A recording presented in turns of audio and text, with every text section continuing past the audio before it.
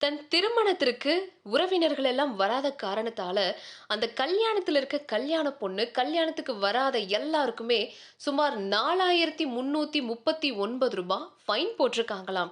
எதுக்காக இந்த ஃபைன்? எந்த ஊர்ல இப்படி ஒரு கல்ச்சர் இருக்கு? தெரிஞ்சுக்கலாம் வாங்க. கல்யாணம் அப்படின்னாலே பல ஏற்பாடுகள் செய்வாங்க. கேட்டரிங்ல இருந்து டெக்கரேஷன் வரைக்கும் திருமண நிகழ்வுக்காக பெரிய தொகைய ஸ்பெண்ட் பண்ணுவாங்க.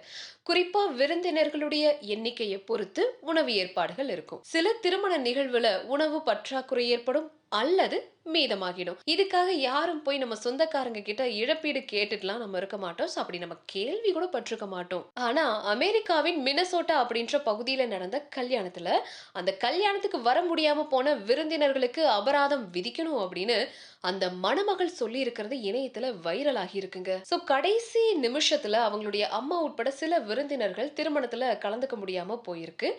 இதுக்காக அந்த மணமகள் அபராதம் விதிக்கும் அளவுக்கு போயிருக்காங்களாம். அதாவது ஒவ்வொரு தட்டுக்கும் $50 தோராயமா நம்ம ஊர் கணக்குப்படி ரூ. 4,339 செலவு பண்ணியிருக்கிறாங்க. சோ திருமணத்தை தவற விட்ட விருந்தினர்கள் இத கண்டிப்பா கொடுத்தே ஆகணும்னு கல்யாண பொண்ணு ஆர்டர் போட்டிருக்கு. இப்போ இந்த பதிவு இணையத்துல வைரல் ஆகியிருக்கு. பல யூசர்ஸ் என்ன சொல்லியிருக்காங்கன்னா, RSVP விருந்தினர்கள் இது போன்ற இழப்புகளை தவிர்க்க உதவும் அப்படின்னு கருத்துக்களை தெரிவிச்சிருக்காங்க. ஆக்சுவலி RSVP அப்படின்னா என்னன்னா, விருந்தினர்கள் ஒரு நிகழ்ச்சியில கலந்து கொள்வாங்களா மாட்டாங்களா அப்படிங்கறத உறுதிப்படுத்த அழைப்புதல்லையே ஒரு கோரிக்கை இருக்குமாங்க.